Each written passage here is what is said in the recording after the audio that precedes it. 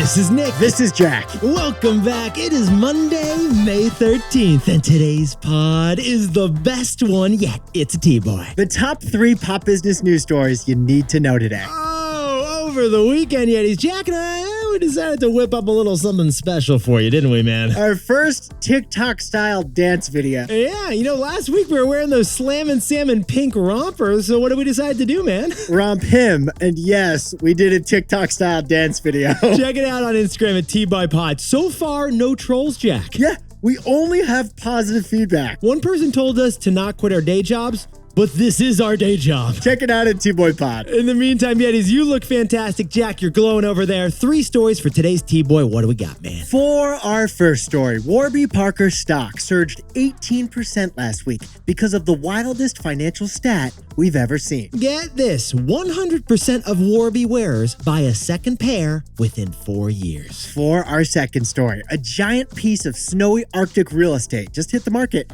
for $300 million. $300 million for a whole bunch of tundra. So who is going to buy the world's most economically strategic land? And our third and final story is the legendary Chevy Malibu. It's being retired by General Motors, which means it's the last American sedan. So Jack and I are going to tell you why the American sedan went from endangered species to extinct species. But Yetis, before we hit that wonderful mix of stories. Oh, what a mix of stories to start the week. Love the mix. Nick, is there anything worse than a shortage of Sriracha? Yes, there is, Jack.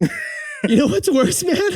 What? A shortage of green Sriracha. Yetis, we know what you're thinking. Isn't Sriracha red? Yes, it is red. But green Sriracha is the reason we're going to have a Sriracha shortage, and we will explain. Hoi Fong Foods is the #1 Sriracha seller in the country. In fact, Hoi Fong Foods invented Sriracha. They invented Sriracha, but they just paused production. According to the company, they have determined that their chili is too green to proceed. That's right, it's too green to proceed because like a tomato, sometimes green chilies don't ripen to turn into red chilies. And those green chilies are affecting the color of their sauce, according to the company. Apparently, the chilies just aren't being very cooperative over in the Sriracha space. The iconically red Sriracha is turning green because of these green chilies. That's right. It's so green, they won't bottle it. It's so green, they won't sell it. It is so green, we had to even cover it on this very podcast. But can we pause the pod for a second? Please, Jack. Just gonna throw an idea out there. I love it. Green Sriracha sounds like an awesome,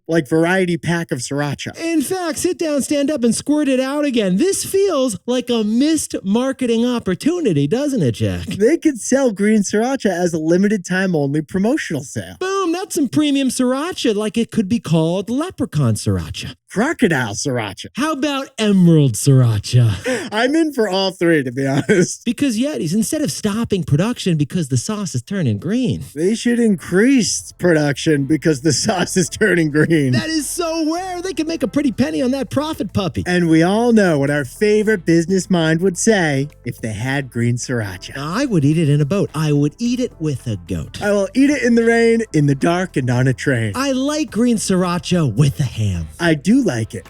Sam, I am. Green Sriracha, the biggest missed marketing opportunity of a generation. Instead, we're going to have a shortage because these guys don't like green. Now that's selfish. Jack, let's hit our 3 stories.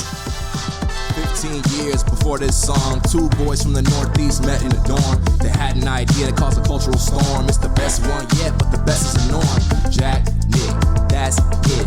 I don't even think they need to practice. 50%, that's a fat tip. T-Boy City on your list. If you know, you know, cause we ready to go. We can't wait no more, so just start the show. Start the show. For our first story, look in the mirror because Warby Parker's eyeglass stock just surged 18% last week on its best quarter in years. Because Warby Parker has the most loyal customers we have ever seen. And yes, for the rest of the story, I'm going to say Warby Parker and Jack's going to say Warby Parker. That's right. No, I say Warby. In the meantime, Yetis, for the last year, Jack and I have been talking to you about the great dehorning. And what is that, Jack? The dehorning of direct-to-consumer unicorns because they're not worth $1 billion anymore. Yetis, the consumer brands that came of age with us millennials, they are disappearing out there. Allbirds stock is down 98%. Casper mattresses had to go private. And Away luggage? It's MIA like your Samsonite suitcase. Where are you, suitcase? I can't find you. But one direct-to-consumer brand that was part of that group is an absolute outlier. And that outlier is Warby Parker glasses. Warby Parker is the glasses company that looks like a library feels. Warby Parker, they made millennials want to be nearsighted. I know. I'm actually jealous that I don't wear glasses. Jack, there was a period a few years ago where you would go to the optometrist and purposely fail the vision test so you could get Warby Parkers, Is that a P or an F? Here's the news. Warby Parker stock jumped 18% last week after they announced first quarter earnings. Warby Parker, they looked in the mirror and they like what they see. Warby announced their best sales growth since 2021. Revenues jumped 16% and the loss shrank by 3/4. Plus, Warby Parker is opening 40 new stores this year. There's 245 Warby Parker stores. That's a lot. Can you sprinkle on some context, Jack? It's about the same number as Shake Shack restaurants. And they're probably bringing the next Warby to a gentrified corner near you. Now, all that sounds great, but we found one wild statistic on slide 7 of their earnings deck that was absolutely unprecedented. Get this, besties. Nearly 100% of Warby Parker customers buy a second pair of glasses within 4 years. We were so shocked by that hero stat that I'm going to repeat it right now. Nearly 100% of Warby Parker customers buy a second pair of Warbys within 4 years of their first purchase. We almost had to get our own vision check when we read that in the slide deck. Basically, every customer comes back for a second pair of glasses. That's crazy. Yeah, 100% buy again. That's the biggest return rate that we've ever seen. Literally. So, Jack, what's the takeaway for our buddies over at Warby Parker? Retention gets attention. Yetis, Jack and I spent a lot of time with venture capital firms. We've studied them, we've worked with them, we've worked at a venture capital firm. No big deal. We've driven down Sand Hill Road a couple times. But the goal of a venture capital firm is really to identify the key numbers from startups that indicate that startup's future success. And for many VCs, the most important metric that they look at is their retention. Yeah, it's retention. How well does your company get the customer to return? Because new customers are nice. They generate sales, they drive the business, they make the business look bigger. But nothing indicates customer love like a second or third or fourth purchase. And for Warby, nearly 100% of their customers end up buying a second pair. Allbirds, Away, Casper, they don't share that retention metric because they don't have that kind of super high retention metric. And that is why Warby Parker stock is up while the other direct-to-consumer brands are down. Yetis, new customers are nice, but retention gets attention. For our second story, the most valuable plot of land on Earth just went on sale. 15,000 acres in the Arctic. For $300 million, this land is going to become an Enviro Humblebrag Polar Park. Yeah, it is. A famous rapper once told Jack and me that he invests in land. Because land is the only truly scarce resource on Earth. So how about this for $1 million listing? The northernmost land on Earth is now up for sale. Check your Zillow. Because remember, the North Pole isn't land. It's just ice. Only the South Pole has land. And I think you need to believe in it for the magic to happen. Well, not quite at the North Pole, but halfway between Norway and the North Pole sits Svalbard. Svalbard, a 15,000-acre private plot of land about the size of Manhattan, and it's listed for a cool $300 million. This piece of land way up there is being marketed by a real estate firm called Knight Frank, just like any other piece of real estate. Honestly, we noticed they're marketing it like it's a condo in Boca. It's like they're selling Sunset over there, but it's a piece of Arctic land. Here's what the real estate listing says. This is your last chance to acquire property in the high Arctic, where it's sunny all day sometimes and dark all day other times. Yeah, if you want to get sleep, it's dark literally 5 months out of the year. Act now to own a piece of this land. This land features 3 miles of chilly coastline, which is beachfront property. And it features mountainous fjords, which is ski in, ski out. But we should point out, 60% of the land is covered in glacier. Although a real estate agent would say it has tundra views. Yeah, and if you have a barbecue, you'll never run out of ice. And a majority of the population is polar bears, but don't worry about that. And Arctic foxes, no big deal. But Yetis, here's what Jack and I found fascinating about this story. Being the northernmost private land is interesting, but what's more interesting is its purpose? For 100 years, Svalbard was owned by a private Norwegian company, which was in turn owned by a bunch of wealthy Norwegians. They purchased this property 100 years ago in the hopes of mining asbestos, although they didn't find any. But according to Bloomberg, the Arctic Circle has 13% of the world's untapped oil. So there could be oil underneath there. So the buyer of this land could use it for natural resource exploration, a powerful economic benefit. But the current owners aren't doing that. Instead, they're using the land right now for the most strategic preservation project in human history. Yeah, get this. On Svalbard, if you walk over there, you'll find the Doomsday Vault. We should point out you can't walk there. It's an island. But when you hop, skip, and jump over there, you will find the Doomsday Vault, in which we have stored the world's plant seeds to save in case of a natural disaster emergency. If Armageddon happens, the living, surviving humans will grab seeds from that Doomsday Vault up in Svalbard. But whoever buys this $300 million plot of land can do anything with it except for one very specific thing. Yeah, the history lesson's not over. Because after World War I, 40 countries agreed not to use this land, Svalbard, for military purposes. Including China, Russia, the United Kingdom, and the United States. They all signed that Svalbard Agreement. The 1920 Svalbard Treaty. So what Jack and I are saying is that the world powers are fighting over the Arctic for economic reasons. A highly strategic piece of land is now for sale, but they can't use it for the military. So what will this Pieta frozen tear be used for? Well, Jack, I'm so glad you asked, because it's not in the Zillow listing. Jack, what's the takeaway for our buddies selling a $300 million plot of Arctic land? The next wave of tourism is polar. Yetis, Jack and I actually expect a super wealthy billionaire to purchase this land for two very particular reasons. The first is environmental conservation. The billionaire is going to brag that they're protecting this land from oil exploration. Yeah, you're seeing this lately on the islands of Hawaii. But the second reason is part of a way bigger trend: bougie Arctic tourism. In the last 25 years, polar tourism jumped by 10x. Polar tourism is adrenaline-packed experiential economy. It's the ultimate experience economy, and more than 100,000 people actually visited the North Pole or the South Pole just last year. So one wealthy billionaire, probably Zuck, Bezos, or Elon, is going to turn this island into a humble brag enviro polar park. Now we know what you're thinking. Is traveling to see the polar bears actually going to help save the polar bears? No, but it might motivate the world's wealthy to spend their riches on trying to. And that's why we think the next wave of tourism is polar. For our third and final story, the iconic Malibu car was just retired by General Motors. It is officially the company's last sedan. So Nick and I are going to tell you why the American sedan is now an extinct species. You know, Jack, when I was growing up, most of my friends actually did not have driver's licenses in New York City. I love the subway, so I kind of get it. But I know you were driving every day in a little carpool to school. And what was the popular type of car those days? Well, I was given as a hand-me-down, 3 times hand-me-down. First it was my grandfather's, then my older brother, then my other older brother, then me.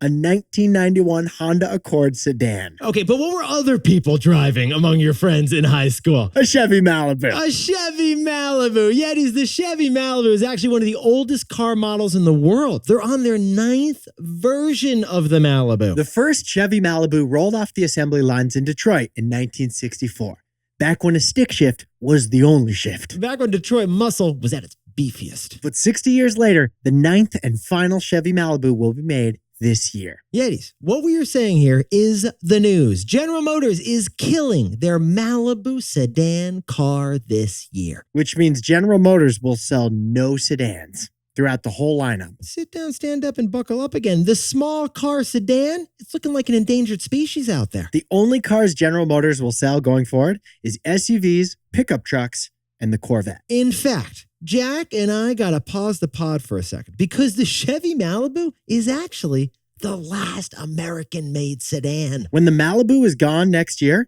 the species will be extinct. Yeah, Dodge and Ford, they already killed off like just about all of their mid-size cars years ago. So the only American sedan left is going to be the Tesla Model 3. But honestly, other than that, Americans, they want trucks and they want SUVs, and that's what the car companies are just making. Here's a wild statistic to prove it. The average American car today weighs 20% more than the average European car. Because our buddies in Europe are going around in little smart, cute vehicles while you got 14 seats in the back of this thing like it's a school bus, and it's called the Chevy Tahoe. And because of our preference for bigger cars, the only place you see a sedan these days is at car rental places and driver's ed. Everyone's got an aunt who's driving a Toyota Camry for the last 14 years. Americans have more stuff than ever, and we like to be able to stuff that stuff in huge cars. I don't even think you can fit a Stanley mug inside of a sedan, Jack. And increasingly, drivers consider big cars safer as an extra benefit. It's like Newton's law of physics. Big objects run over small objects. And that is why more than 4 out of 5 new cars sold, 4 out of 5 new cars sold in America is a truck or an SUV. Now, we should point out, not all those huge cars are gas guzzlers. Some of them are hybrids and some of them are electric. But consumers just don't want sedans these days. So Detroit is sending them the way of the dodo. The American sedan, it's going extinct. The American sedan. It's the dodo of driving. So Jack, what's the takeaway for all our buddies driving around right now? Consumers made it endangered, but competition made it extinct. Yetis.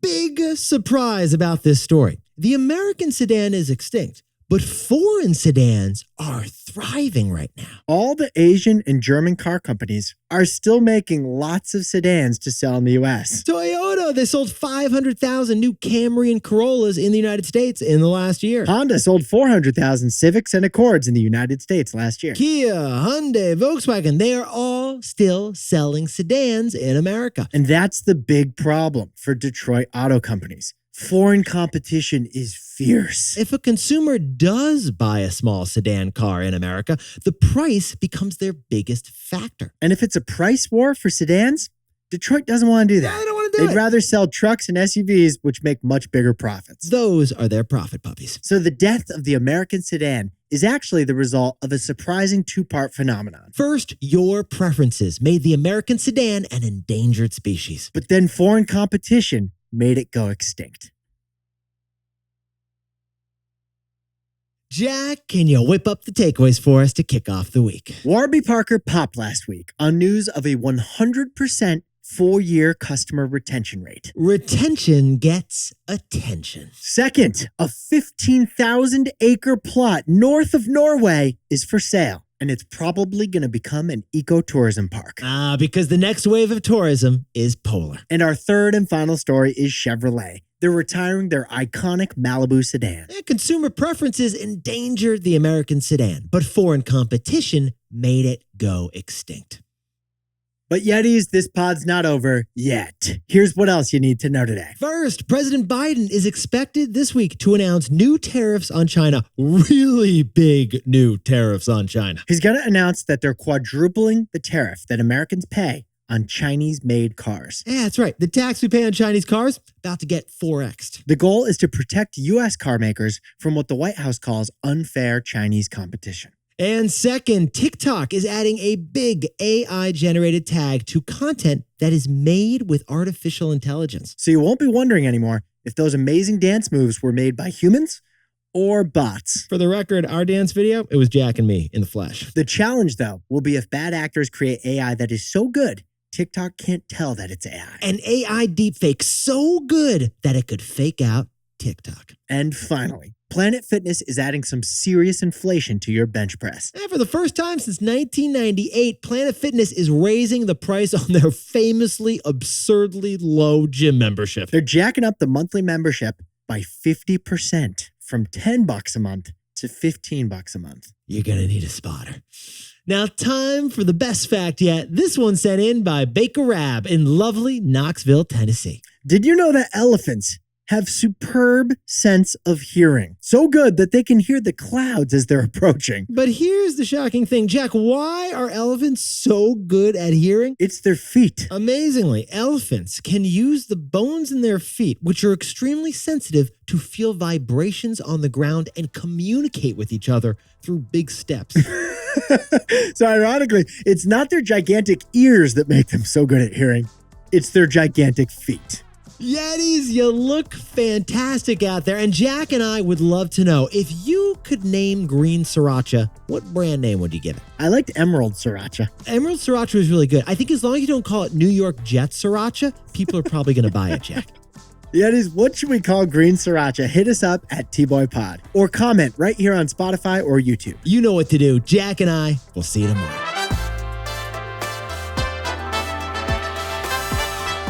And before we go, a welcome home to Dan Tillman. This Marine was deployed in Japan and is now coming back to San Diego. Welcome back. Thanks for your service and happy National Military Appreciation Month. And congratulations to Yeti Andres Landano from Norwalk, Connecticut, who just got a new job and he starts ASAP. And a big shout out to Savannah Westwood in Orlando, Florida, who's on a bucket list trip to Scotland. And she's gonna send us some of the best facts yet from there. And a shout out to Lauren Pacella in New York City, who shouted us out in her podcast and newsletter. And Jennifer Hancock and Dave Isle Blocker in Philadelphia, Pennsylvania are celebrating 1 year together. Happy anniversary. Happy birthday to Xander in Chesapeake, Virginia, celebrating at the Great Wolf Lodge. And Jack, Sachel Choxie Chu in Oakland, California, just did a reverse surprise party. You know what the theme was?